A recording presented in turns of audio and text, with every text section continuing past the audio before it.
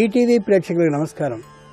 Triple X detergent soap Subhamastu powered by ace brand పప్పు నూనె కార్యక్రమంలో ఈ వారం గ్రహఫలం అంశానికి స్వాగతం. మే 8వ తేదీ నుండి మే 14వ తేదీ వరకు మేషాది ద్వాదశ రాశుల వారికి ఉండే శుభ అశుభ ఫలితాలని, అవసరమైన సందర్భాల్లో ప్రత్యామ్నాయ మార్గాల్ని తెలుసుకుంటారు.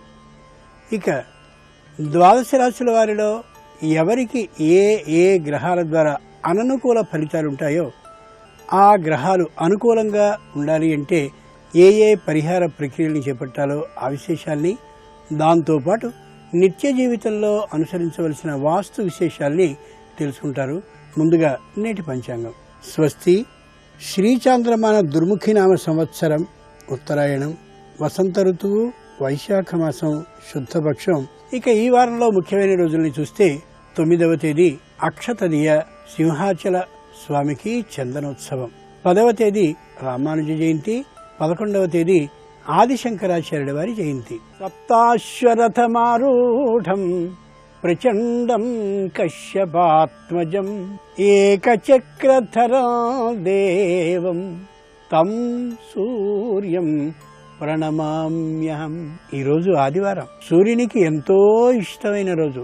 బుద్ధిని బాగా వికసింపచేసేవాడు, సరైన సమయానికి సరైన ఆలోచనని బుద్ధికి తట్టేలా చేసేవాడు అయిన ఆ సూర్యుని సంపూర్ణమైన అనుగ్రహం శుభమస్తు కార్యక్రమం ద్వారా వీక్షిస్తున్నటువంటి మీ అందరికీ కలగాలని మనఃపూర్వకంగా ఆ సూర్య భగవానుడిని ప్రార్థిద్దాం.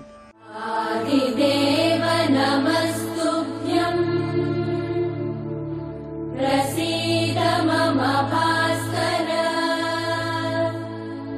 దివాకర నమస్తుభ్యం ప్రభాకర నమోస్తుతే సప్తాశ్వరథమారూఢం ప్రచండం కశ్యపాత్మజం శ్వేతపద్మధరం దేవం తం సూర్యం ప్రణమామ్యహం. ఇక క్రమంగా మేషాది ద్వాదశ రాశి వారి ఫలితాలని పరిశీలిద్దాం. ముందుగా మేషరాశి. ఈ వారం మేషరాశి వారి ఫలితాలని పరిశీలించి చూస్తే గురువు పంచమంలో ఉన్నాడు, శని అష్టమంలో ఉన్నాడు, రాహు కేతువులు పంచమ ఏకాదశ స్థానాల్లో ఉన్నారు. అశ్విని నక్షత్ర జాతకులకి ఉద్యోగ విషయాల్లో లేదా వ్యాపార విషయాల్లో చిన్నమైనటువంటి మాట పట్టింపులు వచ్చి పనులు ఆటంకానికి గురవుతాయేమో అనేటటువంటి అభిప్రాయం కలగచ్చు.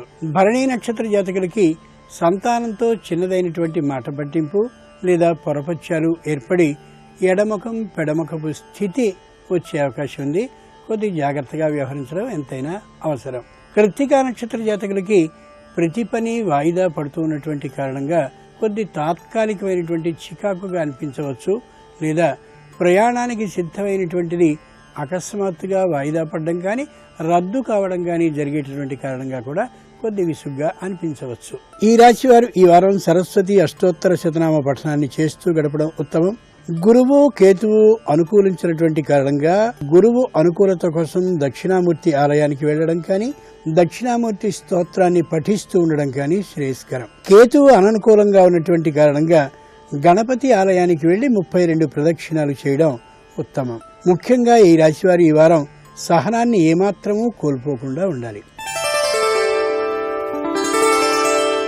ఇక ఈ వారం వృషభ రాశి వారి ఫలితాలను పరిశీలించి చూస్తే గురువు చతుర్థంలో ఉన్నాడు, శని సప్తమంలో ఉన్నాడు, రాహుకేతువులు చతుర్థ దశమ స్థానాల్లో ఉన్నారు. కృత్తికా నక్షత్ర జాతకులకి ఆరోగ్యానికి సంబంధించినటువంటి తేడా ఉండదు, కానీ తేడా ఉండేటటువంటి అవకాశం ఉందేమో అనే భయం ఎక్కువగా వేధిస్తూ ఉంటుంది. తేలికపాటి పరీక్షలు చేయించుకోవడం కొద్దిగా అవసరం. రోహిణీ నక్షత్ర జాతకులకి తన వ్యాపార భాగస్వాములతో విరోధం ఉండకపోవచ్చు, కానీ ఉందేమో అనేటటువంటి అనుమానం వచ్చే అవకాశం బాగా కనిపిస్తోంది. అంచేత కొద్ది జాగ్రత్తగా వ్యవహరించుకుని ముందు వెనుక చూసుకుని మాట్లాడడం ఉత్తమం. మృగశిర నక్షత్ర జాతకులకి తాము చేసేటటువంటి ఉద్యోగం కానీ, వ్యాపారం కానీ, వృత్తి కానీ, ఇతరమైనటువంటి వాటిలో ముఖ్యంగా చూసుకోవలసిన ఆర్థికమైనటువంటి లావాదేవీ విషయాల్లో చిన్న చిన్న తప్పులు చోటు చేసుకునే అవకాశం ఉంది. అంచేత ప్రత్యక్షంగా జాగ్రత్తగా పరిశీలించుకున్న మీద తేడా ఉన్న పక్షంలో నిదానంగా అడగడం అవసరం. ఈ వారం ఈ రాశివారు దుర్గా అష్టోత్తర శతనామ పఠనాన్ని చేస్తూ ఉండడం ఉత్తమం. వృషభ రాశి వారికి ప్రతికూల గ్రహం గురువు. అంచేత నీతి కథలని చదవడం కానీ, చదివిన నీతి కథలని పిల్లలకి తెలియచేయడం కానీ ఉత్తమం. ముఖ్యంగా ఈ రాశివారు ఈ వారం తొందరపడి ఏ నిర్ణయాలని చేయకూడదు. ఇక ఈ వారం మిథున రాశి వారి ఫలితాలని పరిశీలించి చూస్తే గురువు తృతీయంలో ఉన్నాడు, శని షష్ఠంలో ఉన్నాడు, రాహు కేతువులు తృతీయ నవమ స్థానాల్లో ఉన్నారు. మృగశిర నక్షత్ర జాతకులు వ్యాపార రంగానికి చెందినటువంటి వారు, వినోద రంగానికి చెందినవారు అయినట్లయితే అధికంగా వ్యయమయ్యేటటువంటి అవకాశం కనిపిస్తోంది. అది పెట్టుబడికి సంబంధించింది కాకుండా దుర్వ్యయం అంటే అనవసరంగా అయ్యేటటువంటి ఖర్చుగానే పరిగణింపబడుతుంది. ఆర్ద్ర నక్షత్ర జాతకులకి పని విపరీతంగా ఉన్నటువంటి కారణంగా శారీరకమైనటువంటి అలసట అనిపిస్తుంది.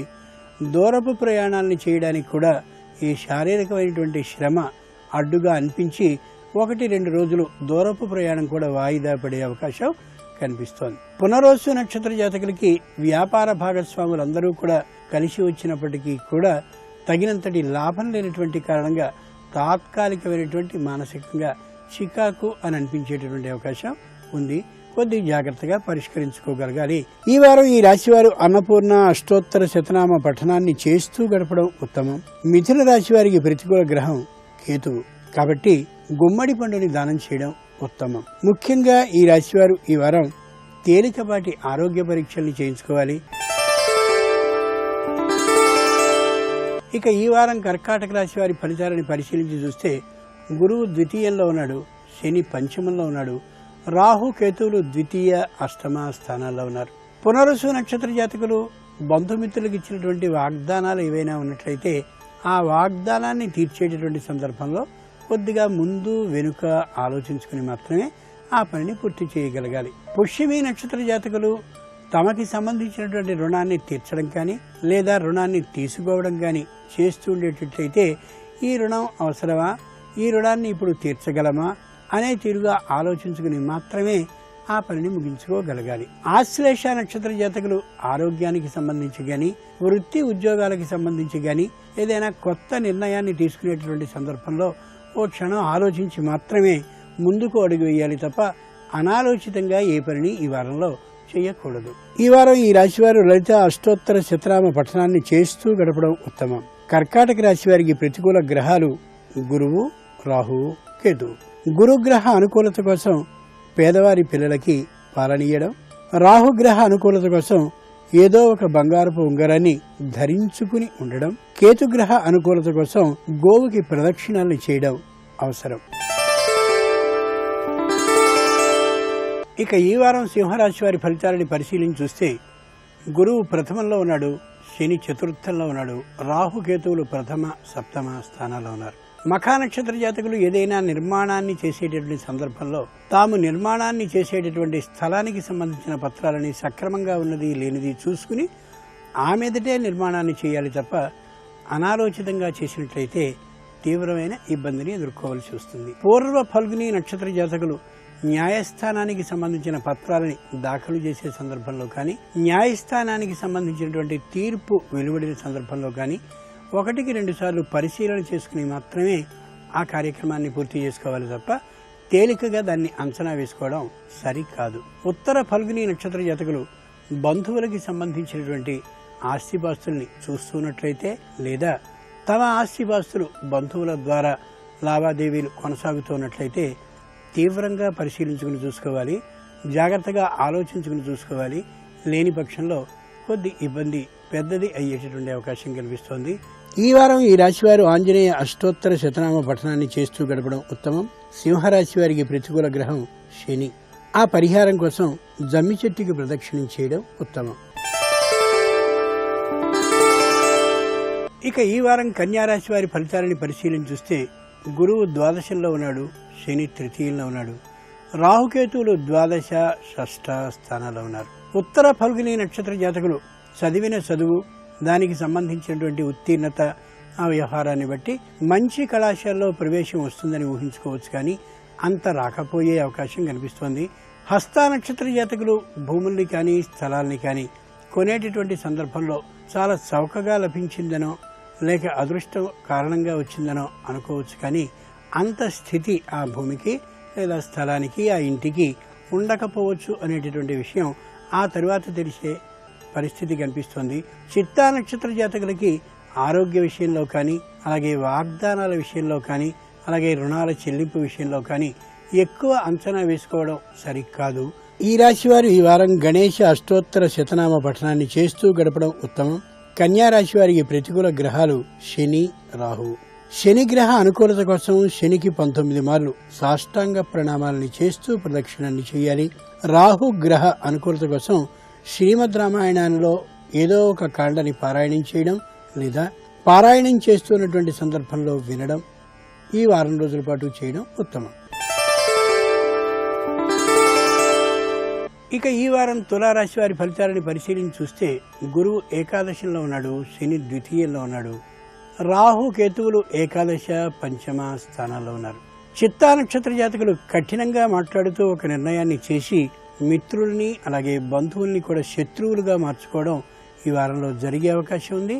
కాబట్టి వీలైనంత వరకు మెత్తగా మాట్లాడుతూ ఎదుటి వారితో వైర భావాన్ని కలిగి ఉండకుండా ఉండేలా ప్రవర్తించాలి. స్వాతి నక్షత్ర జాతకులు శుభకార్యానికి సంబంధించిన నిర్ణయాన్ని తీసుకునే సందర్భంలో 1-2 మార్లు ఆలోచించుకోగలగాలి.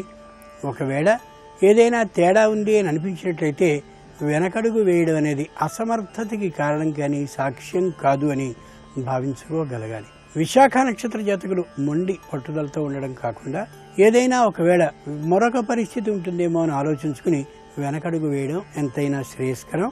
లేని పక్షంలో పూర్తిగా నష్టపోయే అవకాశం స్పష్టంగా కనిపిస్తోంది. ఈ వారం ఈ రాశివారు ఆదిత్య హృదయ స్తోత్రాన్ని పఠిస్తూ గడపడం ఉత్తమం. తులారాశి వారికి ప్రతికూల గ్రహం శని కాబట్టి నల్ల గుడ్డ ఉన్నటువంటి గొడుగుని దానం చేయాలి. ముఖ్యంగా ఈ రాశివారు ఈ వారం ఒక అడుగు వెనక్కి వేయడాన్ని, ఒక మెట్టు దిగడాన్ని అసమర్థతగా భావించకుండా ఆ విధంగా చేయడం ఉత్తమమని గ్రహించాలి. ఇక ఈ వారం వృశ్చిక రాశి వారి ఫలితాలని పరిశీలన చూస్తే గురువు దశమంలో ఉన్నాడు, శని జన్మలో ఉన్నాడు, రాహు కేతువులు దశమ చతుర్థ స్థానాల్లో ఉన్నారు. విశాఖ నక్షత్ర జాతకులు తమకి సంబంధించిన లేదా తమ సంతానానికి సంబంధించిన ఏదైనా జీవితానికి సంబంధించిన నిర్ణయాన్ని చేయవలసి వస్తే 1-2 మార్లు ఆలోచించుకుని మాత్రమే ఆ నిర్ణయాన్ని అమలు చేయాలి తప్ప అకస్మాత్తుగా నిర్ణయం చేయడం వల్ల అనేక దుష్ప్రభావాలు కనిపించే అవకాశం బాగా కనిపిస్తోంది. అనురాధ నక్షత్ర జాతకులకి ఈ వారం అనుకూలంగా ఉన్నప్పటికీ వచ్చినటువంటి సొమ్ము స్పష్టంగా చేతికి అందినప్పటికీ కూడా దాన్ని ఏ విధంగా పంచాలో, ఏ విధంగా పంపకాన్ని చేయాలో అనేటటువంటి విషయంలో తర్జన భర్జనలకి గురయ్యే అవకాశం ఉంది. ప్రాధాన్యాన్ని ఇచ్చుకుంటూ అందరికీ నమ్మకంగా ఉండేలా చేయని పక్షంలో చిన్న వాద వివాదాలను ఎదుర్కొనే ప్రమాదం ఉంది. కాబట్టి జాగ్రత్తగా పనిచేయటటువంటి విధానాన్ని ఆలోచించుకోగలగాలి. జ్యేష్ఠ నక్షత్ర జాతకులు వెనుక అడుగు వేయడం అనేటటువంటి విషయంలో ఏమాత్రము అసమర్థతగా భావించకుండా వెనుకడుగు వేయడం ఉత్తమం. ఖచ్చితంగా జీవితంలో గెలిచే అవకాశం ఉంటుంది. కోపతాపాలని పూర్తిగా అదుపులో ఉంచుకోవడం ఎంతైనా అవసరాన్ని గ్రహించగలగాలి. ఈ వారం ఈ రాశివారు రాజరాజేశ్వరి అష్టోత్తర శతనామ పఠనాన్ని చేస్తూ గడపడం ఉత్తమం. వృశ్చిక రాశి వారికి ప్రతికూల గ్రహం శని కాబట్టి యోగ్యుడైనటువంటి బ్రాహ్మణునికి నల్లని చెప్పుల్ని, నల్లనైన వస్త్రాల్ని దానం చేయడం అవసరం. ఇక ఈ వారం ధనురాశి వారి ఫలితాలను పరిశీలన చూస్తే గురువు నవమంలో ఉన్నాడు, శని ద్వాదశంలో ఉన్నాడు, రాహుకేతువులు నవమ తృతీయ స్థానాల్లో ఉన్నారు. మూలా నక్షత్ర జాతకులకి లోగడ జరిగినటువంటి ఇబ్బందులు ఏవైతే ఉన్నాయో వాటన్నిటినీ తేలికగా తీసుకోగలిగినటువంటి ధైర్యము, శక్తి బాగా లభిస్తుంది.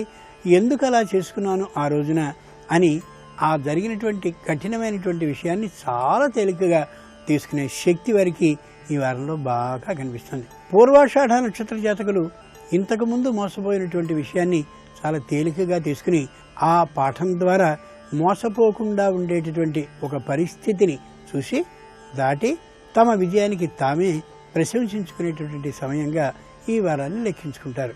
ఉత్తరాషాఢ నక్షత్ర జాతకులు ఏ విధమైనటువంటి రుణాన్ని చేయవలసిన అవసరం లేకుండానే స్థలాలని, పొలాలని అలాగే ఇతరమైనటువంటి వాటిని గలుగుతారు.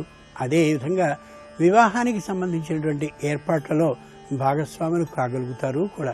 ఈ వారం ఈ రాశివారు లక్ష్మీ అష్టోత్తర శతనామ పఠనాన్ని చేస్తూ గడపడం ఉత్తమం. ధనురాశి వారికి ప్రతికూల గ్రహాలు గురువు, శని. గురుగ్రహ అనుకూలత కోసం శనగల్ని దానం చేయాలి. శని అనుకూలత కోసం పశ్చిమ దిశకి తిరిగి శని స్తోత్రాన్ని పఠించాలి. ఇక ఈ వారం మకర రాశి వారి ఫలితాలని పరిశీలించి చూస్తే గురువు అష్టమంలో ఉన్నాడు, శని ఏకాదశంలో ఉన్నాడు, రాహు కేతువులు అష్టమ ద్వితీయ స్థానాల్లో ఉన్నారు. ఉత్తరాషాఢ నక్షత్ర జాతకులు వృత్తిలో నైపుణ్యాన్ని బాగా పెంచుకోవడం కోసమని విశేషమైన ప్రయత్నాన్ని చేస్తారు. వేతన అభివృద్ధి వస్తుందని ఊహిస్తారు, కానీ ఏమాత్రం వేతనాభివృద్ధి రానే రాదు. నైపుణ్యం మాత్రం అంతంత మాత్రంగానే ఉంటుంది. శ్రవణ నక్షత్ర జాతకులు వ్యాపారాన్ని అభివృద్ధి చేయాలని లేదా ఉద్యోగం కోసం ప్రయత్నం చేయాలని తీవ్రమైన కృషి చేస్తారు, కానీ వ్యాపారం అలాగే వృత్తి, ఉద్యోగం అదే పరిస్థితిలో కొనసాగుతాయి తప్ప కొత్తగా ఎచ్చుదనం మాత్రం ఏమాత్రం కనిపించే అవకాశం లేదు. ధనిష్ఠ నక్షత్ర జాతకులు ఆడంబరం కోసమని వ్యయాన్ని చేయడం కోసం ప్రయత్నిస్తారు, కానీ వ్యయము సాగదు, ఆడంబరము సాగదు. శుభకార్యానికి సంబంధించిన విశేషం అంతా కూడా సామాన్యంగా జరిగిపోతుంది అనే యథార్థాన్ని గ్రహించుకోవాలి. ఈ వారం ఈ రాశివారు నవగ్రహ స్తోత్ర పఠనాన్ని చేస్తూ కాలాన్ని గడపాలి. మకర రాశి వారికి ప్రతికూల గ్రహం కేతువు. ఆ కేతుగ్రహ అనుకూలత కోసం ఉలవల్ని దానం చేయాలి. దాన్ని భక్ష్యంగా చేసి జంతువులకి పెట్టడం ఉత్తమం. ఇక ఈ వారం కుంభరాశి వారి ఫలితాలని పరిశీలించి చూస్తే గురువు సప్తమంలో ఉన్నాడు, శని దశమంలో ఉన్నాడు, రాహుకేతువులు సప్తమ, జన్మ అంటే ప్రథమ స్థానాల్లో ఉన్నారు. ధనిష్ఠ నక్షత్ర జాతకులకి బంధువులు, మిత్రులు అందరూ సహకరించేటటువంటి కారణంగా తాము అనుకున్నటువంటి పనిని అనుకున్న కాలానికి ముందే పూర్తి చేసుకోగలుగుతారు. అందరి చేతులు ఒకటైనటువంటి కారణంగా ఎంతో ఆనందకరంగా ఈ వారాన్ని గడపగలుగుతారు.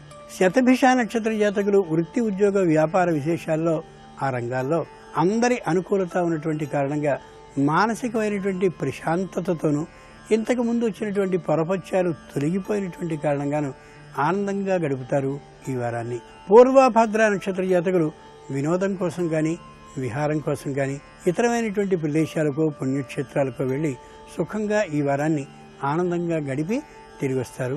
చక్కగా ఉంటుంది ఈ వారం. లక్ష్మీ నృసింహ కరావలంబ స్తోత్రాన్ని పఠిస్తూ గడపడం ఈ రాశివారి ఉత్తమం. కుంభరాశి వారికి ప్రతికూల గ్రహం గురువు. గురుగ్రహ అనుకూలత కోసం సామూహిక విష్ణు సహస్రనామ పారాయణాన్ని ఇంట్లో చేయడం శ్రేయస్కరం. ముఖ్యంగా ఈ రాశివారు ఈ వారం ఇతరుల విషయాల్లో జోక్యం చేసుకోవడం సరికాదు. ఇక ఈ వారం మీనరాశి వారి ఫలితాలని పరిశీలన చూస్తే గురువు షష్ఠంలో ఉన్నాడు, శని నవమంలో ఉన్నాడు, రాహు కేతువులు షష్ఠ, ద్వాదశ స్థానాల్లో ఉన్నారు. పూర్వభద్ర నక్షత్ర జాతకులు అప్పటికప్పుడు దూరపు ప్రయాణాన్ని చేయవలసిన అవసరం ఏర్పడవచ్చు కాబట్టి దానికి సంబంధించినటువంటి ఆర్థికమైన అలాగే శారీరకమైన ఆ శ్రమకి సిద్ధంగా ఉండవలసి వస్తుంది ఈ నక్షత్ర జాతకులు. ఉత్తరాభద్ర నక్షత్ర జాతకులు తాము అనుకున్నటువంటి వృత్తి, ఉద్యోగ, వ్యాపార రంగాల్లో విశేషమైనటువంటి లాభాన్ని సాధించగలమని అనుకున్నప్పటికీ కూడా అంత రాకపోవచ్చు, లేదా అకస్మాత్తుగా ఆ లాభాన్ని పెట్టుబడిగా పెట్టవలసినటువంటి అవసరం ఏర్పడి చేతిలో ధనం ఉండకపోవచ్చు. దానికి ముందుకు ముందే సిద్ధపడి ఉండవలసి రావచ్చు. రేవతి నక్షత్ర జాతకులకి పెద్దల సహకారంతో, పెద్దల సమూహంలో ఒకప్పుడు చేయబడినటువంటి నిర్ణయానికి చిన్న చేర్పులు, మార్పులు జరిగే అవకాశం ఉంది కాబట్టి ఆ చేర్పులకి, మార్పులకి సిద్ధపడకుండా ఉండి ఒకప్పుడు చేసిన నిర్ణయానికి కట్టుబడి ఉంటామనేటటువంటి మాటని గట్టిగా చెప్పడం ఎంతైనా అవసరపడవచ్చు. ఈ వారం ఈ రాశివారి సుబ్రహ్మణ్య అష్టోత్తర శతనామ పఠనాన్ని చేస్తూ గడపాలి. మీనరాశి వారికి ప్రతికూల గ్రహం గురువు. ఆ గురుగ్రహ అనుకూలత కోసం నిత్యం గంధజలంతో మీ అభిమాన దైవాన్ని అభిషేకిస్తూ ఉండడం శ్రేయస్కరం. ముఖ్యంగా ఈ రాశివారు ఈ వారం అధర్మంగా చేసేటటువంటి ఆర్జనని పూర్తిగా మానేయాలి.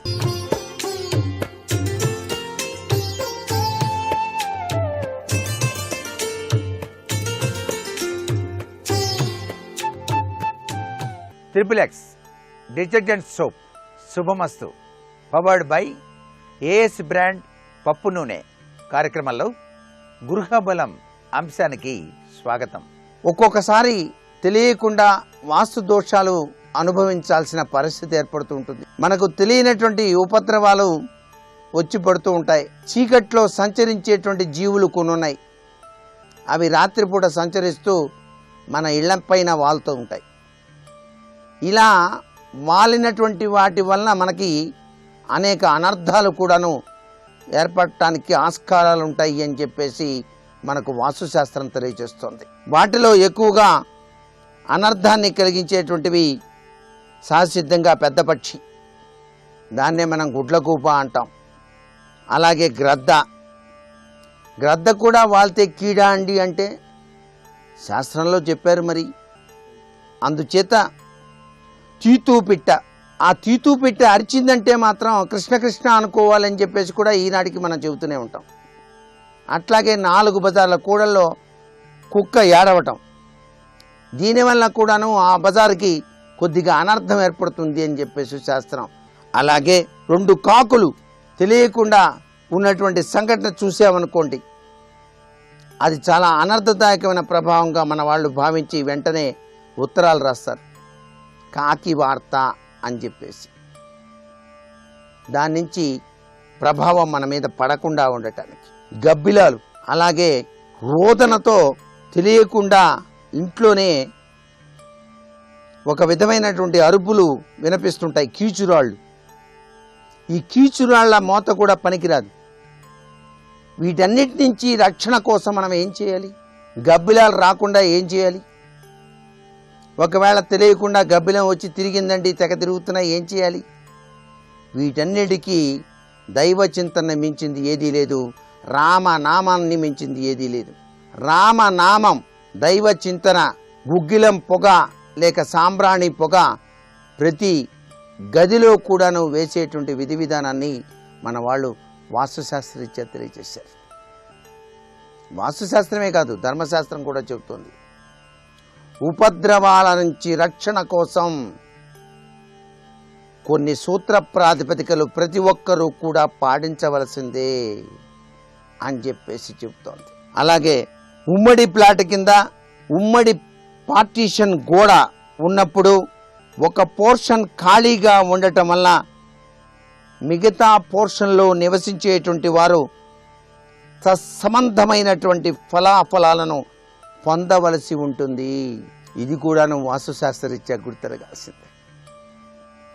కారణాంతర వలన ఒక పోర్షన్ ఖాళీగా ఉన్నప్పుడు అందులో రాత్రుళ్ళు పూర్తిగా చీకటిగా ఉన్నట్లయితే, శుభ్రపరచకపోయినట్లయితే, పూజలు పునస్కారాలు గనక లేకపోయినట్లయితే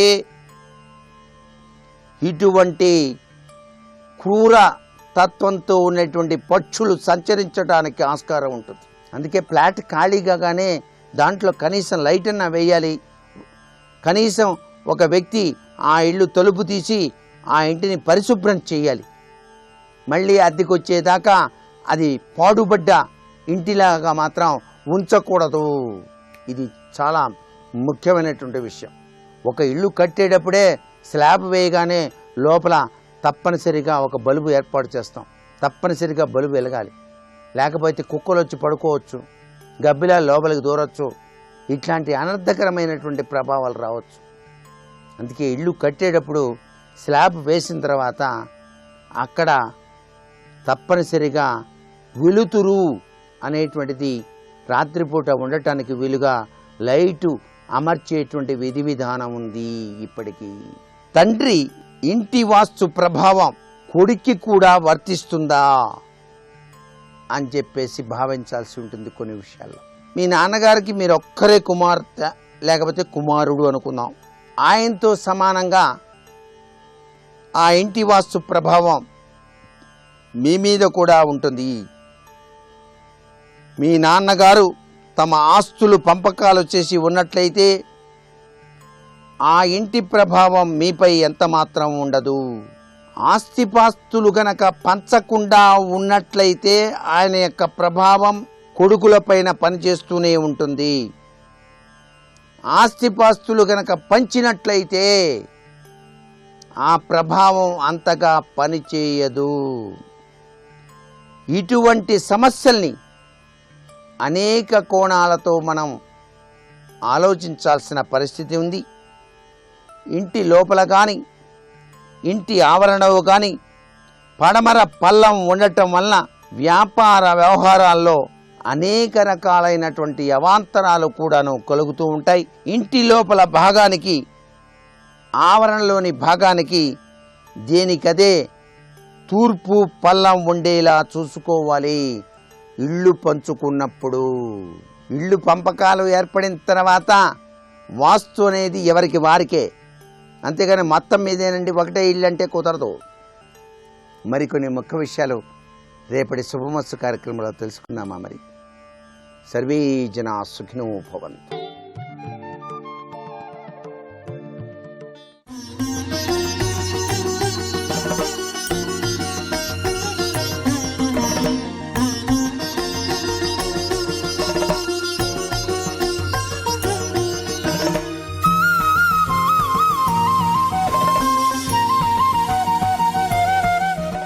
నాకు నీకు అందరికీ తల్లిదండ్రులు ఉన్నారు. నీకు ఒకవేళ భయం వేస్తే అదిగో గోడ మీద పార్వతీ పరమేశ్వరులు ఉన్నారు కదా, అక్కడ వాళ్ళ వంక చూసి అమ్మా అను, ఆవిడొచ్చి నిన్ను రక్షిస్తుంది అన్నాడు. ఆ పిల్లాడు అంతే అనుకున్నాడు, ఓహో పిలిస్తే వస్తుంది అనుకున్నాడు.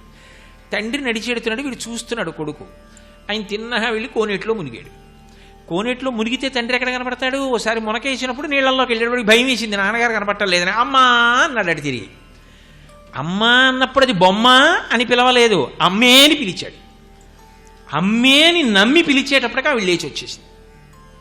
లేచి వస్తే ఆయన వచ్చాడు. అది ఆవిడొస్తే ఆయన వస్తాడు. ఆయన వచ్చాడు.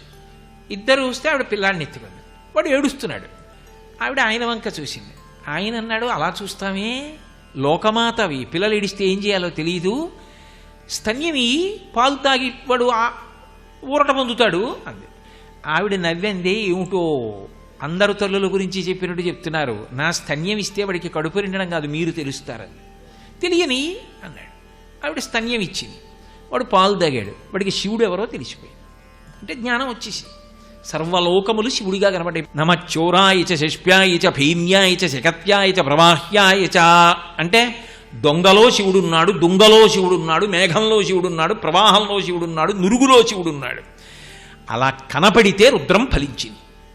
అది శివుడు కనబడ్డాడంటే విశ్వమునందు విశ్వనాథుడు దర్శనమయ్యాడు. పిల్లవాడికి జ్ఞానం వచ్చేసి ఈలోగా తండ్రి వచ్చాడు సంధ్యావందనం చేసుకుని. ఇద్దరు అంతర్ధానమై గోడెక్కేశారు. పిల్లవాడి నోటి చివర పాలు కనబడ్డాయి. తండ్రికి కోపం వచ్చింది. ధూర్తుడా, ఎవరిచ్చిన పాలు తాగావురా అన్నాడు. ఆయన అన్నాడు, ఇలా చూపించి అమ్మిచ్చింది అన్నాడు. ఆయన తెల్లబోయాడు. తెల్లబోయి పిల్లాడి మూతి తుడిచి పిల్లాడిని ఎత్తుకుని గుడిలోకి ఎడుతున్నాడు. వాడు పత్తికాలు పాడాడు. పత్తికాలు అంటే దండకాలు. మనకి నన్నయ్య గారు భారతంలో శ్రీకంఠలోకేశ లోకోద్భవస్థాన సంహారహారి మురార్ ప్రియా చంద్రధారి మహేంద్రాది బృందారకానంద సందోహ సందాయి పుణ్యస్వరూప విరూపాక్ష దక్షాధ్వరధ్వంసకాదేవ నీదైన తత్వంబు భావించి బుద్ధి ప్రధానంబు కర్మంబు విజ్ఞానం అధ్యాత్మ యోగంబు సర్వక్రియాకారణం బంచు నానా ప్రకారంబులన్ బుద్ధిమంతులు విచారించితో నిన్ను భావింతురీచాన సర్వేశ్వర అని పెద్ద దండకం ఇస్తారే, అలా వాడు పత్తికాలు పాడుతున్నాడు. పాడుతూ ఇలా ఇలా చేతులు కొడుతున్నాడు. చిన్న పిల్లాడు, వాడి చేతులు ఎర్రపడిపోతున్నాయి. చూడలేకపోయారు పార్వతీ పరమేశ్వరులు. వాడికి పైనుంచి చిడతలు విడిచిపెట్టారు. వాడి చిడతలు వాయిస్తూ వెళ్ళాడు. తండ్రి తెల్లబోయాడు. ఎక్కడి నుంచి వచ్చింది జ్ఞానం అని. ఆవిడ అనుగ్రహించింది, వచ్చేసింది. అపితపుచాంబ, అందుకే అరుణాచలం అగ్నిలింగం అంటే జ్ఞానాగ్ని అని. జ్ఞానదాత మహీశ్వర, ఎవరిస్తారా జ్ఞానం అంటే శంకరుడిస్తాడు. ఈశాన సర్వభూతానాం ఈశ్వర సర్వ విద్యానాం బ్రహ్మాధిపతిర్బ్రహ్మణోధిపతిర్బ్రహ్మా శివో మే అస్తు సదాశివోం. నటన చేస్తాడు తప్ప నిజానికి కామమునకు క్రోధమునకు ఎన్నడూ వశపడని వాడెవరంటే ఒక్క శివుడే. ఇది సదాశివోం. నేను చెప్పట్లా, వేదం చెప్తోందన్నమాట. సదాశివ ఆయనకు ఒక్కడికే అన్వయం. సదాశబ్దంతో అన్వయం ఇంకెవరికి ఉండదు, ఒక్క శివుడికే ఉంటుంది సదాశివ అని. కారణం ఏంటంటే పైకి అలా కనపడుతుంటాడు, ఒక్కొక్క ప్రయోజనాన్ని సాధించడానికి. ఒకప్పుడు కామానికి వశపడినట్టు కనపడ్డాడు. ఏదో శ్రీ మహావిష్ణువు స్త్రీ వేషం ధరిస్తే వెనక పరిగెత్తినట్టుగా కనపడతాడు. అసలు రహస్యం ఏమిటంటే మహిషి సంహారమై అయ్యప్ప పుట్టాలి, అందుకు వెళ్ళాడు. అలా కనపడతాడు కానీ కామము క్రోధము ఆయన అంటుకోవు. అందుకే శివ, శంకర మంగళప్రదమైన పేర్లతో పిలవబడుతూ ఉంటాడు. కాబట్టి సదాశివోం ఈశాన సర్వ విద్యానాం ఈశ్వర సర్వభూతానాం బ్రహ్మాధిపతిర్బ్రహ్మణోధిపతిర్బ్రహ్మా శివోమే అస్తు సదాశివోం. అటువంటి వాడు శంకరుడు. ఆయన జ్ఞానము కలుగుతుంది ఆవిడ అనుగ్రహం కలిగితే. కాబట్టి ఇప్పుడు ఆవిడ ఏమి ఇవ్వలేదు, ఆవిడ ఏదైనా ఇచ్చేస్తుంది. అందుకే అపాంగత్తే లబ్ధ్వా జగదిదమనంగో విజయతే. జిజ్ఞాస కలిగితే మన ప్రయత్నము చేత బ్రహ్మము తెలియబడడం, ఆవిడ అనుగ్రహము కలిసి రావాలి. అందుకే వేద విహితమైనటువంటి కర్మలను పరమభక్తితో ఆచరించగా ఆచరించగా ఆచరించగా ఆ కర్మల చేత ప్రీతి పొందినటువంటి భగవంతుని యొక్క అనుగ్రహము వర్షింపబడిన నాడు పాత్రత కలిగితే, పాత్రత చిత్తశుద్ధిగా ప్రకాశిస్తే, భగవంతుడు జ్ఞానమునిస్తే ఆ జ్ఞానము వలన ఇక పుట్టవలసిన అవసరము లేని పునరావృత్తిరహిత శాశ్వత శివసాయుజ్య స్థితిని పొందుతున్నాడు. కాబట్టి ఇప్పుడు ఎవరు జ్ఞానం ఇవ్వగలిగినది? ఆ తల్లి ఇవ్వాలి. ఆ తల్లి ప్రచోదనం కలిగితే కానీ శంకరుడు తెలియదు. అందుకే ఆవిడ ఏ రూపంలో ఉండనివ్వండి, అన్నపూర్ణగా ఉండనివ్వండి. ఆ దీక్షాంత సమస్త వర్ణ నికరీ శంభు ప్రియే శంకరీ. శంకర భగవత్పాదులు అన్నపూర్ణాష్టకంలో చెప్తారు, అకారము నుండి క్షకారము వరకు అక్షమాలా స్వరూపం ఆవిడే. కాబట్టి ఇప్పుడు ఆ తల్లి ఏం చేస్తుంది అంటే జిజ్ఞాసులకు జిజ్ఞాస ఫలవంతమయ్యేట్టు చేస్తుంది తన చూపు చేత. అందుకని ఆమె కామాక్షి. అటువంటి కామాక్షి యొక్క వైభవము ఎంత గొప్పగా ఉంటుందో మూకశంకరులు ప్రస్తుతి చేశారు. అది పరమాద్భుతమైనటువంటి గ్రంథంగా చెప్తారు సంప్రదాయంలో. పరమాద్భుతం. ఎవరైనా కామకోటి పీఠాధిపత్యం వహించిన మహాపురుషులు చంద్రశేఖరేంద్ర సరస్వతి స్వామివారి దగ్గరికి వెడితే స్వామివారు ఎప్పుడూ ఒక మాట చెప్తుండేవారు, మూక పంచశతి పారాయణ చేశావా అనేవారు. మూక పంచశతిలో ఒక్క శ్లోకమైనా నేర్చుకున్నావా అని అడుగుతుండేవారు. ఆ తల్లి మూకశంకరులను అనుగ్రహించింది ఒకప్పుడు. ఆమెయే పలికింది, మూకశంకరులలో నుండి వాక్కునిచ్చి పలికింది. అందుకే కామాక్షి వైభవము కామాక్షియే పలికింది. ఎవరి ద్వారా? మూకశంకరుల ద్వారా పలికింది. పలికినప్పుడు ఆయన 500 శ్లోకములు చేశారు. సంప్రదాయంలో చాలామంది పెద్దలు మహాస్వామివారి దగ్గర నుంచి మూక పంచశతిలో ఉన్నటువంటి చాలా శ్లోకములను మంత్రములుగానే చెప్తారు. ఆ శ్లోకములు చదివినా, ఆ శ్లోకములు విన్నా, ఆ శ్లోకాన్ని పారాయణ చేసినా అపారమైనటువంటి శక్తి ఆవిర్భవిస్తుంది అంటారు. నవగ్రహాల మీద మూకశంకరులు ఆవిడితో అన్వయం చేస్తూ శ్లోకాలు చెప్పారు. ఇప్పటికీ గ్రహగతి బాగులేదనుకుంటే పెద్దలు ఆ శ్లోకం చదువుకుంటుంటారు అమ్మవారి దగ్గర. అంతంత శక్తివంతమైన శ్లోకాలు ఇచ్చారు. 500 అంతే. 500 శ్లోకాలు మూకశంకరులు ఇచ్చారు. అందులో అమ్మవారి యొక్క వైభవాన్ని ప్రస్తుతి చేశారు. స్తుతి శతకము అని ఒక శతకం కామాక్షి వైభవం గురించి మూకశంకరులు పలకడం అంటే కామాక్షియే పలికింది ఆయనలోంచి. అందులో ఆయన అంటారు, రాకాచంద్ర సమాన కాంతి వదనా నాకాధిరాజస్తుత మూకానామపి కుర్వతి సురధునీ నీకాశవాగ్వైభవం శ్రీకాంచీ నగరీ విహార రసికా శోకాపహంత్రీ సతాం ఏకా పుణ్య పరంపరా పశుపతే రాకారిడి రాజతే అన్నారు. అద్భుతమైన శ్లోకం. అన్నీ అంతే. 500 అంతే. అందులో ఉన్న ఒక శ్లోకంలోని ఒక పాదం ఎన్ని రోజులు చెప్పినా ఉంటాయి. అంతంత శక్తివంతమైనటువంటి శ్లోకాలు. మూకశంకరులు అమ్మవారిని ప్రస్తుతి చేశారు. రాకాచంద్ర సమాన కాంతి వదన అని మొదలుపెట్టారు. రాకాచంద్ర అని మొదలుపెట్టారు. రాకా అంటే పౌర్ణమి నాడు ఉండేటటువంటి చంద్రబింబం. ఈ రాకా శబ్దం మూకశంకరులే కాదు, శంకరాచార్యులు వారు కూడా వేశారు అమ్మవారికి. సౌందర్యలహరి చేస్తూ లలాటం లావణ్యద్యుతి విమలమా భాతి తవయత్ ద్వితీయం తన్మన్యే మకుటఘటితం చంద్రశకలం విపర్యాసన్యాసాదుభయమపి సంభూయ చ మిధః సుధాలేపస్యూతి పరిణమతి రాకాహిమకరః అన్నారు. శంకర భగవత్పాదులకి చాలా ఇష్టమైన పేర్లలో హిమకరః, సుధాకరః, ఈ 2 పేర్లు ఆయనకి చాలా ఇష్టం. హిమకరః, హిమకరుడు అంటే చల్లని కిరణములు కలిగిన వాడు. ఆయన వాంగ్మయంలో హిమకరః అన్నమాట 1-2 మాటలు కనపడుతుంది. ఎందుకంటే సౌందర్యలహరిలో అమ్మవారికి అన్న నామాలున్నా ఆయన అమ్మవారిని పిలిచినప్పుడు ఎక్కువ నామాలు వాళ్ళ, బహు తక్కువ నామాలు వాడారు. శివే ఆ నామం ఎక్కువ వాడారు. ఏదో అమ్మవారి కంటి చూపు వైభవం చెప్పవలసి వస్తే కొన్ని చోట్ల చెప్పారు. విశాల కళ్యాణి స్ఫుటరుచిర అయోధ్యా కువలయై కృపాధారాధారా కిమపి మధురా భోగవతిక అవంతి సృష్టిస్తే బహునగర విస్తార విజయ ధ్రువం తత్తన్నామవ్యవహరణ యోగ్యా విజయతే అని. అటువంటి శంకర భగవత్పాదులు కూడా రాకా శబ్దం వేశారు. రాకా అంటే పౌర్ణమి నాడు ఉండేటటువంటి నిండు చంద్రబింబం. అమ్మవారి ముఖం ఎలా ఉంటుందంటేట రాకాచంద్ర సమాన కాంతి వదన.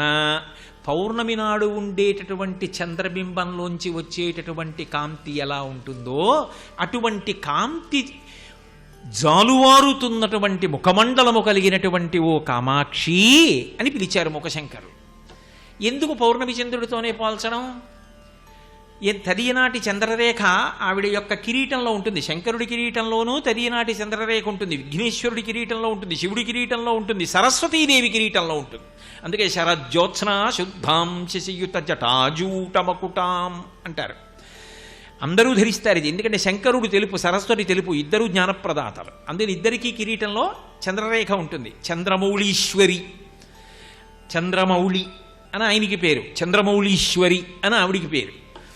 అయితే పౌర్ణమి నాటి చంద్రబింబంతో ఎందుకు పోల్చాలి అంటే అప్పై దీక్షితుల వారని మహానుభావుడు, ఆయన పేరు చెప్తే పాపాలు పోతాయి. అంతటి మహానుభావుడు, అంతటి మహాభక్తుడు ఆయన. అసలు సృష్టిలో ఎవరూ చెయ్యనటువంటి అద్భుతమైనటువంటి స్తోత్రం ఒకటి చేశారు, ఉన్మత్త శతకం అని ఒకటి చేశారు. ఒరే, నేను లేచున్నప్పుడు భగవంతుడి గురించి మాట్లాడుతున్నా కానీ నా మనసు ఎప్పుడు భగవంతుడి మీద ఉంటుందా, నాకు అనుమానంగా ఉందిరా అని శిష్యుల్ని పిలిచి, ఒరే నేను పిచ్చెక్కడానికి మందు తింటాను, ఆ మందు ప్రభావం చేత ఓ 2-3 గంటలు నాకు పిచ్చెక్కుతుంది, మీరు తలుపులు తీకండి, నేను తలుపు కొట్టినా అప్పుడు నేను ఏం చెప్తానో మీరు రాయండి కాగితం మీద, గురువుగారు కదా అని మొహమాట పడకండి, నేను ఏం మాట్లాడుతున్నానో రాయండిరా, అప్పుడు కూడా భగవంతుడి గురించి మాట్లాడతానా చూసుకుంటాను, అప్పుడు మాట్లాడకపోతే నా మనసు స్థిరపడలేనట్టు లెక్క, నేను ఏమి మాట్లాడినా మీరు రాయడం మాత్రం మానకండి రోయ్ అన్నారు అని తలుపులు వేసుకుని ఇంట్లోకి వెళ్ళి పిచ్చెక్కే మందు తిన్నారు. పిచ్చెక్కి అది ఓ 3 గంటలో ఎంతో ఉంటుంది. ఆ పిచ్చిలో ఆయన 100 శ్లోకాలు చెప్పారు, ఉన్మత్త శతకం అంటారు. శంకరుడి మీద ఆయన చెప్పిన శ్లోకాల్లో అద్భుతమైనటువంటి శతకం అది ఉన్మత్త శతకం, అప్పై దీక్షితారు వారు చెప్పింది. అలా శైవ సంప్రదాయంలో ఆయన మహానుభావుడు. వారు నిర్ధారించారు మనిషి ప్రయత్నపూర్వకంగా తన మనసుని భగవంతుడి దగ్గర పెట్టాలి ధ్యానంలో. ఎందుకంటే మనసు అటు ఇటు అటు ఇటు అటు ఇటు వెళ్ళిపోతుంది. భగవంతుడు అంటాడు, ఆ పదార్థాలన్నీ నాకు అక్కర్లేదా, అవన్నీ నీ సృష్టించినవే, మయ్యేవ మన ఆదత్సామయి బుద్ధిం నివేశయ, నీ మనసు నా దగ్గర పెట్టంటాడు. అది మన మాట వింటే కదా అక్కడ పెట్టడానికి. మరేడు దళం పెట్టమంటే పెడతాను కానీ మనసును పెట్టమంటే ఎక్కడ పెడతాను. అలా పెట్టగలిగిన శక్తి ఉంటే ఎప్పుడో తరించిపోతాను, అది ఎటో పోతుంది వచ్చిన బాధ. కానీ మన మనసుని మనం ప్రయత్నపూర్వకంగా పెట్టవలసిన అవసరం లేకుండా మన మనసుని తానులాగెయ్యగలిగినటువంటివి సృష్టిలో కొన్ని ఉన్నాయి. అందులో మొదటిది ఏనుగు యొక్క ముఖం. అందుకే విఘ్నేశ్వరుడికి సుముఖ అని పేరు, మంచి ముఖం. ఎందుకని అంటే లక్ష్మీ కటాక్షం ఇస్తాడు, మన మనసును తను లాక్కుంటాడు. అందుకే 16 నామాల్లో మొదటి నామం సుముఖ.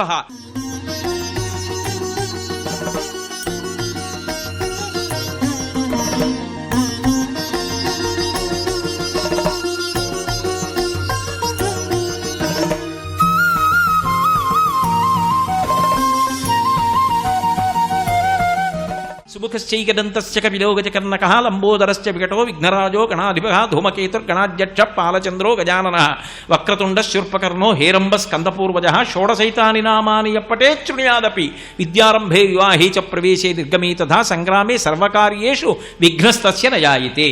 నిద్ర లేచిన తరువాత తప్పకుండా నువ్వైనా చదువుకో, నీకు చేత కాకపోతే ఎవరినైనా చదవమని విననైనా విను, తప్ప ఇవి వినకుండా చదవకుండా ఏ కార్యం మొదలుపెట్టద్దు. వినాయకుడు అంత శక్తివంతుడు. ఆయన ముఖము ఏనుగు ముఖం. ఎందుకంటే ఏనుగు ముఖం ఆబాలగోపాలాన్ని ఆకర్షిస్తుంది. మనం దాన్ని ప్రయత్నపూర్వకంగా ఆరాధించక్కర్లేదు. ఏనుగు ముఖం చూసేటప్పటికి ఎంత పనిలో పెడుతున్నవాడైనా ఒకసారి ఆగుతాడు, అది అంత ఆకర్షిస్తుంది. పిల్లలు కూడా ఇష్టపడతారు. కాబట్టి అది ఒకటి మన మనసుని ఆకర్షిస్తుంది. సముద్రము, 3 వీణానాదము, కలువల తండము, పౌర్ణమి చంద్రబింబము. పౌర్ణమి నాటి చంద్రబింబం చూస్తే పిల్లల దగ్గర నుంచి వృద్ధుల వరకు సంతోషపడిపోతారు. అబ్బా ఎంత చక్కటి కాంతి అండి అంటారు. ఆ చంద్రబింబాన్ని చూస్తే మన ముఖం, మన మనసు మన ప్రయత్నం లేకుండా అక్కడికి వెళ్ళిపోతుంది. అమ్మ అన్న మాటయే సౌందర్యం. లోకంలో ఏది మనని కాపాడుతుందో అది సౌందర్యం, అంతేగాని కంటికి నదరగా కనపడిందంతా సౌందర్యం కాదు. అది మనని పాడు చేయొచ్చు. ఏదో నేను మంచి ఎండలు కాస్తున్నాయి కదండి, సాయంకాలం వేళ ఎప్పుడో అలా ఆ కిటికీ దగ్గర నించున్నాను అనుకోండి, ఎక్కడో కాస్త నీటి పడియ కాస్త చల్లగా ఉన్న ప్రదేశంలో ఓ పెద్ద గోధూత్రాచు వచ్చి చల్లగా ఉందని పడుకుని కదిలిపోతూ ఇలా పడగ పైకెత్తింది అనుకోండి, కృష్ణపాదాలు దాని పడగ మీద ఉంటే పడమట నుంచి ఎర్రటి కిరణాలు పడుతుంటే పడగ ఊగుతుంటే ఎంతో అందంగా ఉంటుంది. కానీ నేను గబగబా మా ఆవిడ్ని పిలిచి చూడు చూడు చూడు చూడు ఎంత బాగుందో అనగలనా? అందంగా ఉన్నా గట్టిగా కూడా పిలవలేను. ఎందుకని? నేను చూశాను సరిపోయింది, అది నన్ను చూస్తే. సౌందర్యము అన్ని వేళలా రక్షకత్వం కాదు. అమ్మ అందంగా ఉందా అని ఎవరు అడగరు. ఎంత వయసు వచ్చేయనివ్వండి, ఒళ్ళు ముడతలు పడిపోనివ్వండి, పళ్ళన్నీ ఊడిపోనివ్వండి, శరీరం మీద మచ్చలు పడిపోనివ్వండి, రక్తనాళాలు బయటికి వచ్చేసేయనివ్వండి, అమ్మ బోసినవ్వు నవ్వినా, అమ్మ తన చేత్తో మన్ని పట్టుకున్నా, అమ్మ తన చేత్తో ఇంత అన్నం పెట్టినా, అమ్మ అన్న మాటలో, అమ్మ దగ్గర కూర్చోవడంలో, అమ్మ స్పర్శలో అంత ఊరట ఉంటుంది. అమ్మ అమ్మే. అమ్మ లాంటి వ్యక్తి జీవితంలో ఉండదు. అందుకే అమ్మ సౌందర్యం. అందుకే శంకరుడు అంబాలహరి అనలేదు, సౌందర్యలహరి అన్నారు. అదైతే శివానందలహరి అన్నారు. సౌందర్యం అంటే అమ్మ.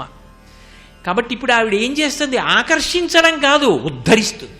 ఎలా ఉద్ధరిస్తుంది? కళ, సంస్కృతి అని రెండు మాటలు ఉన్నాయి.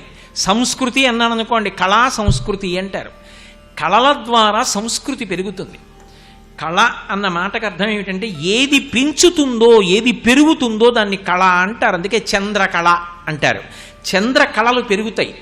మనకి భారతీయ సంస్కృతిలో ఏ కళ పట్టుకోండి అది సంస్కృతిని పెంచుతుంది. సంస్కృతి అన్న మాటకి అర్థం ఏమిటంటే ఉత్తమమైన భావజాలము. హీనమైన భావములు కావు, మంచి భావములు. దేని చేత పెరుగుతాయి? కళల ద్వారా పెరుగుతాయి. నేను మీకు ఒక ఉదాహరణ చెప్తాను. మనకి వాద్య పరికరములు ఉంటాయి సంగీతంలో. అందులో తంత్రీవాద్యములు అని ఉంటాయి. అంటే తీగ పట్టుకుని పెనగితే మోగుతాయి. వీణ, వయలిన్ ఇటువంటివి. రంధ్రీవాద్యములను ఉంటాయి, వేణువు మొదలైనవి. కన్నాలలోంచి గాలి పైకొచ్చి మోగుతాయి. చర్మవాద్యములుంటాయి, మృదంగం మొదలైనవి. ఇవి ఏవీ కూడా మనిషి మనసులో భయం కలిగే శబ్దములను ఉత్పన్నం చెయ్యవు. మిరుపులు, పిడుగులు, ఉరుములు శబ్దాలు అందులోంచి రావు. ఇవి భగవంతుడి దగ్గర రాజోపచారంలో వాడతారు. ఒక మంచి సంగీతం విన్నారనుకోండి, అందులో ఉన్నటువంటి మంచి భావమును చూసి మనసు ప్రసన్నత్వాన్ని పొందుతుంది. ఓ మంచి వాంగ్మయం చదువుకున్నారనుకోండి, ఓ నేను ఇలా బతకాలి, 10 మంది కోసం, సమాజం కోసం బతకాలి, స్వార్థంతో బ్రతకకూడదు. ఉత్తమమైన భావజాలమునకు సంస్కృతి అని పేరు. అందుకే ఒక దేశం గొప్పతనాన్ని దేని చేత నిర్ణయిస్తారంటే ఆ దేశ సంస్కృతి చేత నిర్ణయిస్తారు. ఈ దేశ సంస్కృతికి ఉన్న గొప్పతనం ఏమిటంటే ఇతరుల సంస్కృతిలో వేలు పెట్టదు, తన సంస్కృతిని కాపాడుకుంటుంది. అందుకే మీరు రాముడిని చూడండి, గుహుడితో కలిసి ఉంటాడు, ఆటవిక సంస్కృతిని పాడు చేయడు. రాక్షసులతో కలిసి ఉంటాడు, విభీషణుడి స్నేహితుడు, రాక్షస సంస్కృతిని పాడు చేయడు. వానరులతో కలిసి ఉంటాడు సుగ్రీవుడితో, వానర సంస్కృతిని పాడు చేయడు. తన సంస్కృతిని కాపాడుకుంటాడు. ఇది ఈ జాతి లక్షణం. ఈ సంస్కృతి దేని వలన ప్రకటనమవుతుందంటే కళల ద్వారా ప్రకటనమవుతుంది. ఆ దేశంలో సంగీతం అలా ఉంటుంది, ఆ దేశంలో నృత్యం అలా ఉంటుంది, ఆ దేశంలో వాంగ్మయం అలా ఉంటుంది. ఆ దేశంలో వ్రాసిన పుస్తకం 1000 సంవత్సరాలైనా పారాయణలు చేస్తారు. ఒక భగవద్గీత ప్రస్థానత్రయంలో ఒకటి, ఒక రామాయణం కాలంతో సంబంధం లేదు, భారతం సంబంధం లేదు, భాగవతం కాలంతో సంబంధం లేదు. కాలంతో సంబంధం లేకుండా ఎప్పటికీ మానవాళిని ఉద్ధరించి ఉత్తమ భావజాలమును కల్పిస్తుంది. అది కళా సంస్కృతి. కళ అంటే పెంచునది, పెరుగునది అని అర్థం.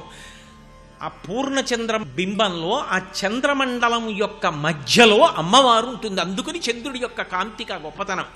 ఆ చంద్రబింబ దర్శనంలో ఈ శ్లోకం చదువుతూ అమ్మవారి యొక్క కాంతిని మీరు చూడగలిగారనుకోండి, రాకా చంద్ర సమాన కాంతి వదన అంటూ నేను చంద్రబింబం వంక చూశాననుకోండి, మనసుని ప్రక్షాళనం చేస్తుంది, చేసి ఉత్తమ భావజాలమును నింపుతుంది.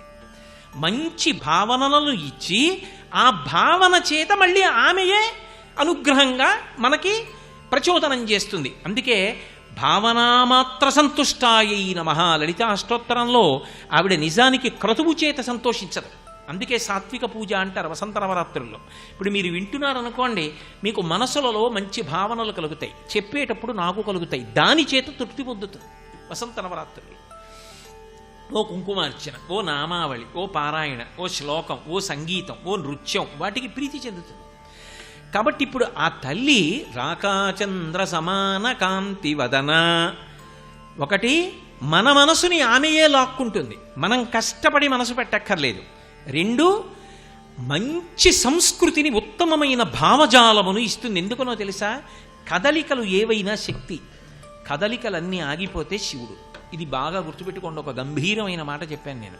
సర్వం శ్రీ ఉమామహేశ్వర పరబ్రహ్మార్పణమస్తు.